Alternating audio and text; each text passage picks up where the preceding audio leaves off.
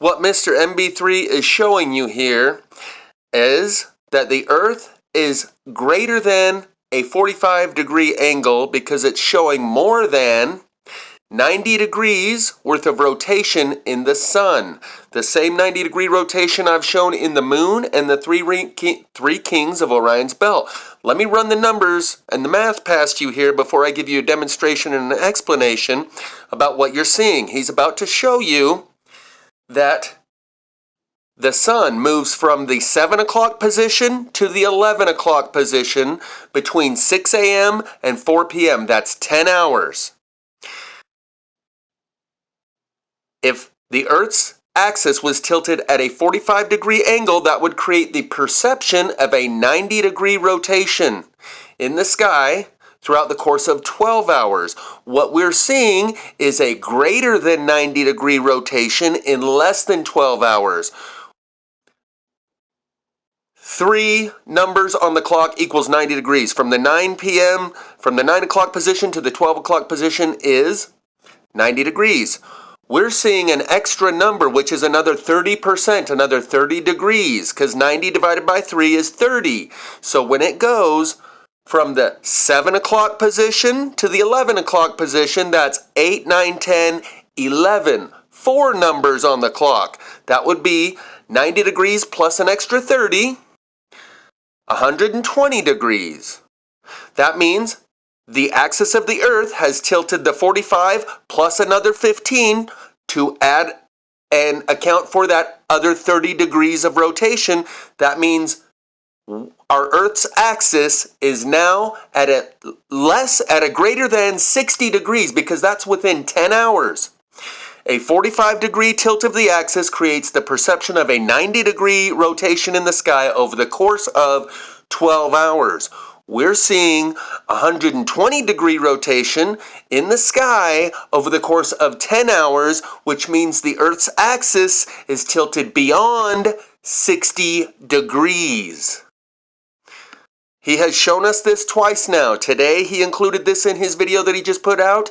About 10 days ago, he showed it on a different video. And I've already made a demonstration and an explanation of why I think this is and how I think this works, and this explains what I've already shown, that the moon rises with a vertical light line and sets with a horizontal light line, appearing to turn 90 degrees throughout the course of the night, and the 3 kings of Orion's belt rise in a vertical line and set in a horizontal line, appearing to turn over 90 degrees throughout the course of the night. And here he is showing you the same phenomenon using sunspots. Let's watch what Mr. MB3 has to say here and show you.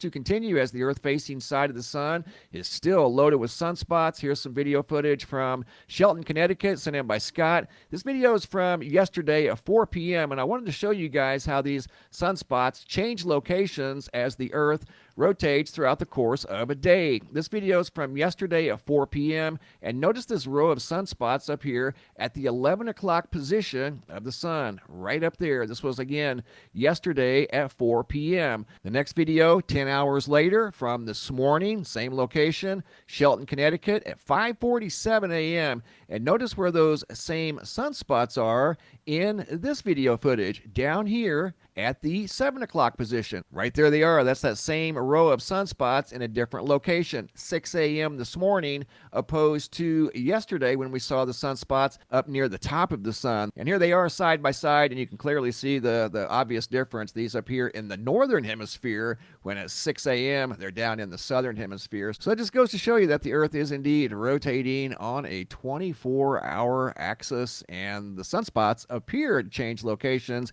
even though they really don't. Hopping over to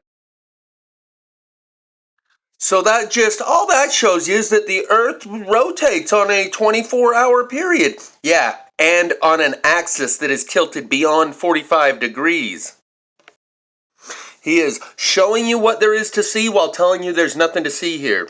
To pacify and sedate and calm people who are not willing to be dislodged from their comfort zone, he's telling you, this is all it proves is the Earth spins. All it proves is everything we've already known, and there's nothing to see here, and don't worry your pretty little head about it. But for everyone else, the 2% of the audience that's capable of seeing this, willing to comprehend it, and doesn't block it out because it's too uncomfortable and inconvenient for you to conceive what it is he's conveying to you, for that small fragment of the population, he is showing you something here. To everyone else, oh, I'm just showing you that there's nothing to see here. Yeah, it's just, it doesn't prove or tell us anything. It's totally normal. It doesn't show anything that's unexpected. It's just shows us it's business as usual, as it's always been, as we expected it to be. There's nothing to see here. Move along.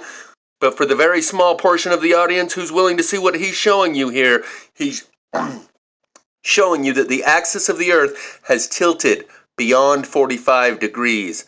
Watch the rest of this video for further explanation and for his previous demonstration of this same phenomenon. And if there's nothing to see here and it's just natural and normal and nothing to see, why is he showing it? He's showing it for those of us that are willing to be able to see it, and pacifying other people with his words, telling them that there's nothing to see here.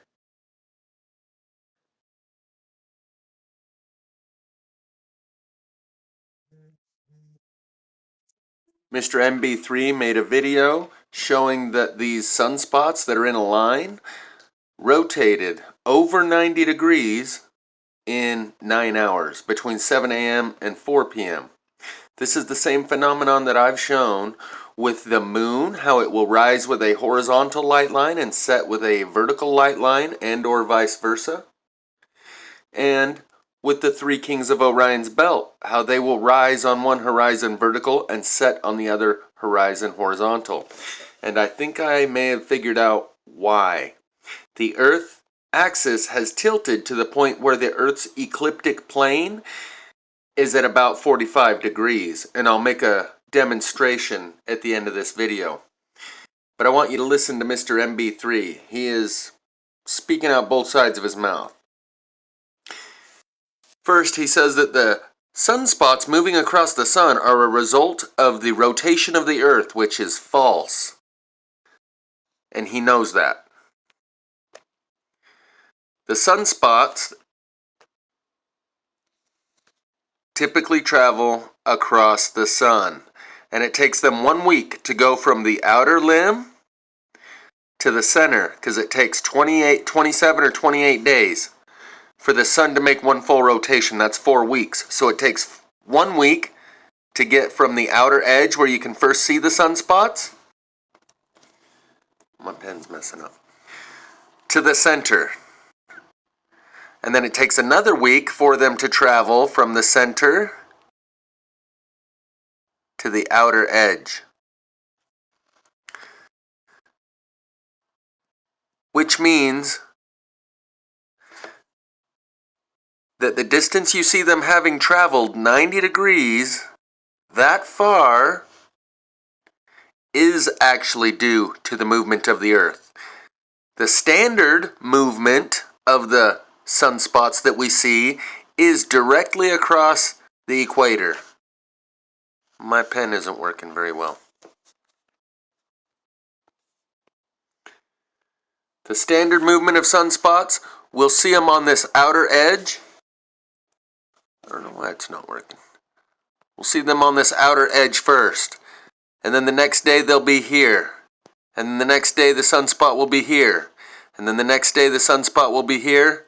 And approximately 1 week from the outer edge to the center. 2 weeks from another week from the center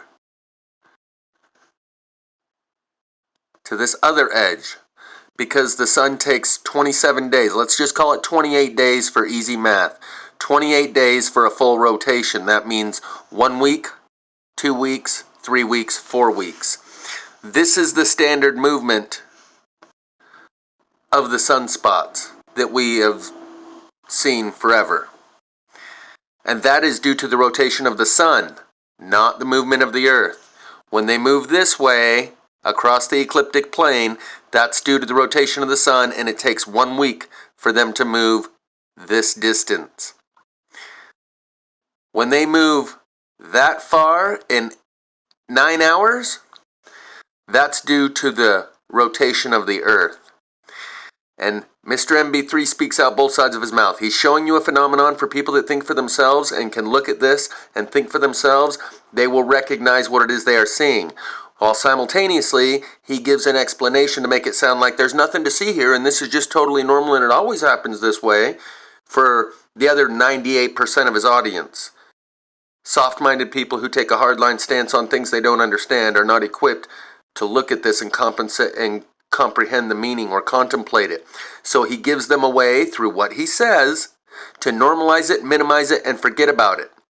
So listen to what he says. He speaks both of the movement across, how they move across from left to right, and then right at the very end, he says something about the clockwise rotation. Those are two different movements.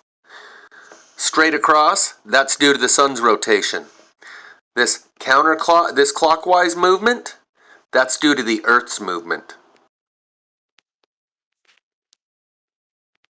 From volcanoes. I've received 3 different videos from 3 different people, Scott, Carlos, and Tara, of the sun yesterday. This first video was submitted by Scott yesterday morning at 7 a.m. Notice the sunspots are going horizontal across the equator of the sun. This is right after sunrise yesterday, May 22nd. Video footage submitted by Scott. He also took a video at 3:45 in the afternoon, and the sunspots appear in a totally different place.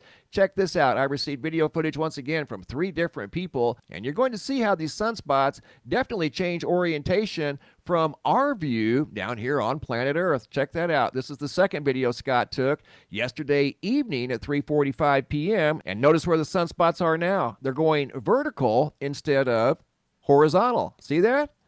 This is at 7 a.m. This is at 3:45 p.m., approaching sunset from the same location, Shelton, Connecticut, but that's due to the orientation of the Earth. The stars in the nighttime sky appear to move from left to right across the nighttime sky, and as we just saw, the sunspots appear to move across the surface of the sun, also from left to right. Video footage here submitted by Carlos from Portugal. You can see the sunspots are vertical, and this video footage was at sunset around 7:45 p.m. The sunspots were up towards the top of the sun. And this next video was submitted by Tara Goodfellow at 4:35 p.m. yesterday, and this was approaching sunset, and you can see the sunspots are vertical in this video opposed to horizontal at 7 o'clock in the morning. And she also noticed a sunspot that appeared and disappeared very quickly yesterday afternoon. That sunspot right there only appeared in her photo she took of the sun right there, and it wasn't there very long. This one here has been there for about a week. That one appeared and disappeared in probably less than 6 hours. That one right there. And that was a decent sized sunspot right there that appeared in her photo and only hers, nobody else's, and it wasn't there that long. And I compared it to the satellite view of the Earth facing side of the sun, and you can see only in her photo was that sunspot there. Like I said, it appeared and disappeared very, very quickly. Nowhere to be found in that photo there. Again, here's a side-by-side from Connecticut. 7 a.m. on the left, horizontal sunspots. Over here on the right, vertical sunspots at 3:45 p.m. Once again, that's from the rotation of the Earth. It's kind of like the stars in the nighttime sky. They appear to move across the sky from left to right, east to west. The sunspots on the Earth-facing side of the sun appear to do the same thing. Most of the time, sunspots on the Earth-facing side of the sun are exactly that. They're just one spot. We don't always get a long row of sunspots like that show us how they do appear to change location throughout the course of the day. That just confirms that the Earth does rotate counterclockwise, and that proves it as the sunspots appear to move clockwise across the surface of the sun. Really cool video footage, guys. Greatly appreciate. Here's a quick demonstration of why I think the sun, moon, and stars appear to do a 90-degree clockwise rotation, as Mr. MB3 just showed with the sun, because we're able to see that line of sunspots. Imagine this is the spherical Earth. You don't need a flat Earth to understand this concept. Spherical Earth, this is the equator. But instead of just spinning around, the Earth is now tilted at 45 degrees. So it's spinning like this. Imagine yourself on a giant merry-go-round. As the Earth spins, here's the constellation of Orion out here. we spin, and the guy standing on this edge goes past the constellation of Orion, but on a tilted axis to a point of 45 degrees. It used to be 27 degrees, or 23.3 degrees, 66.6 degrees. Ooh, shudder. So, at that angle, when it's just barely coming over the left-hand horizon, it's tilted 45 degrees. This is a vertical pillar right here. 45 degrees to the right. You have to tip it to the left to get it even with the plane. As we spin, as you see the stars go throughout the night or the sun go throughout the day, by the time it reaches the other horizon, it's 45 degrees to the left. You have to tilt it to the right to get it even with the plane. This is what happens with the objects in the sky as the Earth spins, is that they appear to shift 90 degrees. It's 45 degrees to the left, you have to shift it 45 degrees to the right to get it even with the plane again. It's 45 degrees to the right, you have to shift it 45 degrees to the left to get it even with the plane again. So, when it does the full circle over the Earth, over the course of the night,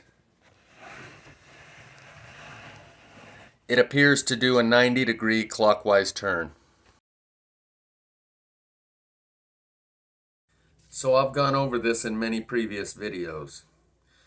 The moon at half moon often rises with a vertical light line and then goes over the sky, and on the other side it has a horizontal light line appearing to have shifted 90 degrees. Or it will rise with a horizontal light line and go over to the other horizon and shift 90 degrees to have a vertical light line. The three kings of Orion's belt do the same thing, but you can only see them throughout the entirety of the night sky during a couple of months in late fall, early winter. Oh, I'm propped up on it. Anyways, so now the sun, moon, and stars show what appears to be a 90-degree clockwise rotation as it goes over. Going over, that has to do with the rotation of the Earth. The clockwise rotation, that has to do with the tilt of the axis. Our axis has always been tilted supposedly at 23.3 degrees. Now it appears to be at about a 45, which is what accounts for the appearance of a 90-degree turn. First 45 as you're coming up to center from the horizon, the second 45 as you're going away from the center down to the other horizon. Everyone remembers half moon as a right half or a left half. No one remembers top half or bottom half. Now, it is top half and bottom half more often, equally as often as it is right or left. The other option, it'll either rise vertical and set horizontal, or it'll rise horizontal, come over and set vertical light line. The other option is it'll rise at a 45, come over and set at the opposite 45. Always it does a 90-degree clockwise rotation throughout the sky. It didn't used to do that. Ask anyone to draw a half moon. They will draw right half or left half, and maybe a little bit tilted. No one draws half moon like that, or like that. And if they do, it's because they've seen it within the last few years, internalized it, and integrated it into their worldview, normalized it.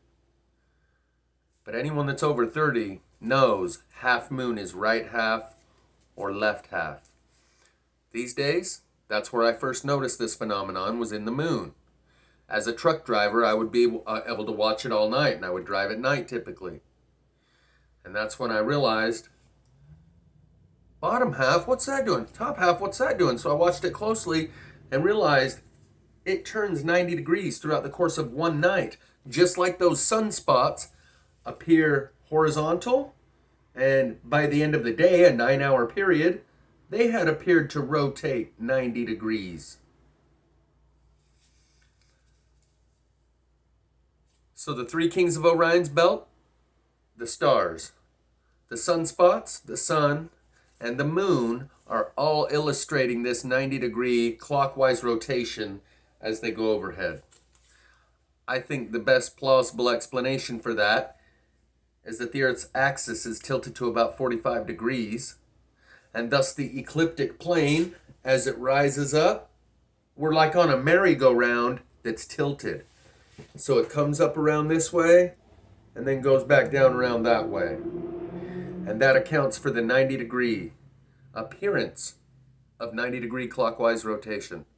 In the sun, moon, and stars, the Earth is wobbling to and fro like a drunkard.